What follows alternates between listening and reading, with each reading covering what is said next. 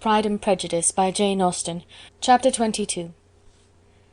The Bennets were engaged to dine with the Lucases, and again during the chief of the day was Miss Lucas so kind as to listen to Mr. Collins. Elizabeth took an opportunity of thanking her. "It keeps him in good humour," said she, "and I am more obliged to you than I can express." Charlotte assured her friend of her satisfaction in being useful, and that it amply repaid her for the little sacrifice of her time. This was very amiable, but Charlotte's kindness extended farther than Elizabeth had any conception of. Its object was nothing else than to secure her from any return of Mr. Collins's addresses, by engaging them towards herself. Such was Miss Lucas's scheme, and appearances were so favourable that when they parted at night she would have felt almost secure of success if he had not been to leave Hertfordshire so very soon. But here she did injustice to the fire and independence of his character, for it led him to escape out of Longbourn House the next morning with admirable slyness, and to hasten to Lucas Lodge to throw himself at her feet. He was anxious to avoid the notice of his cousins, from a conviction that if they saw him depart, they could not fail to conjecture his design, and he was not willing to have the attempt known till its success might be known likewise; for though feeling almost secure, and with reason, for Charlotte had been tolerably encouraging, he was comparatively diffident since the adventure of Wednesday. His reception, however, was of the most flattering kind. Miss Lucas perceived him from an upper window as he walked towards the house, and instantly set out to meet him accidentally in the lane. But little had she dared to hope that so much love and eloquence awaited her there. In as short a time as Mr. Collins's long speeches would allow, everything was settled between them to the satisfaction of both, and as they entered the house he earnestly entreated her to name the day that was to make him the happiest of men, and though such a solicitation must be waived for the present, the lady felt no inclination to trifle with his happiness. The stupidity with which he was favoured by nature must guard his courtship from any charm that would make a woman wish for its continuance, and Miss Lucas, who accepted him solely from the pure and disinterested desire of an establishment, cared not how soon that establishment were gained. Sir William and Lady Lucas were speedily applied to for their consent, and it was bestowed with a most joyful alacrity. Mr. Collins's present circumstances made it a most eligible match for their daughter, to whom they could give little fortune, and his prospects of future wealth were exceedingly fair. Lady Lucas began directly to calculate, with more interest than the matter had ever excited before, how many years longer Mr. Bennet was likely to live, and Sir William gave it as his decided opinion that whenever Mr. Collins should be in possession of the Longbourn estate, it would be highly expedient that both he and his wife should make their appearance at St. James's. The whole family, in short, were properly overjoyed on the occasion. The younger girls formed hopes of coming out a year or two sooner than they might otherwise have done, and the boys were relieved from their apprehension of Charlotte's dying an old maid. Charlotte herself was tolerably composed. She had gained her point, and had time to consider of it. Her reflections were in general satisfactory. Mr. Collins, to be sure, was neither sensible nor agreeable, his society was irksome, and his attachment to her must be imaginary, but still he would be her husband. Without thinking highly either of men or matrimony, marriage had always been her object. It was the only provision for well-educated young women of small fortune, and however uncertain of giving happiness, must be their pleasantest preservative from want. This preservative she had now obtained, and at the age of 27, without having ever been handsome, she felt all the good luck of it. The least agreeable circumstance in the business was the surprise it must occasion to Elizabeth Bennet, whose friendship she valued beyond that of any other person. Elizabeth would wonder and probably would blame her, and though her resolution was not to be shaken, her feelings must be hurt by such a disapprobation.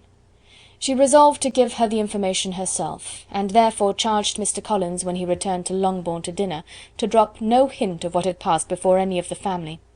A promise of secrecy was of course very dutifully given, but it could not be kept without difficulty, for the curiosity excited by his long absence burst forth in such very direct questions on his return as required some ingenuity to evade, and he was at the same time exercising great self-denial, for he was longing to publish his prosperous love. As he was to begin his journey too early on the morrow to see any of the family, the ceremony of leave-taking was performed when the ladies moved for the night, and Mrs. Bennet, with great politeness and cordiality, said how happy they should be to see him at Longbourn again, whenever his engagements might allow him to visit them. "My dear madam," he replied, "this invitation is particularly gratifying, because it is what I have been hoping to receive, and you may be very certain that I shall avail myself of it as soon as possible."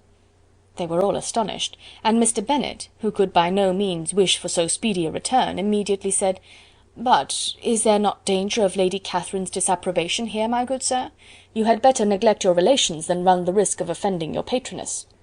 "My dear sir," replied Mr. Collins, "I am particularly obliged to you for this friendly caution, and you may depend upon my not taking so material a step without her ladyship's concurrence." "You cannot be too much upon your guard. Risk anything rather than her displeasure. And if you find it likely to be raised by your coming to us again, which I should think exceedingly probable, stay quietly at home, and be satisfied that we shall take no offence." "Believe me, my dear sir, my gratitude is warmly excited by such affectionate attention, and depend upon it, you will speedily receive from me a letter of thanks for this, and for every other mark of your regard during my stay in Hertfordshire. As for my fair cousins, though my absence may not be long enough to render it necessary, I shall now take the liberty of wishing them health and happiness, not excepting my cousin Elizabeth." With proper civilities the ladies then withdrew, all of them equally surprised that he meditated a quick return.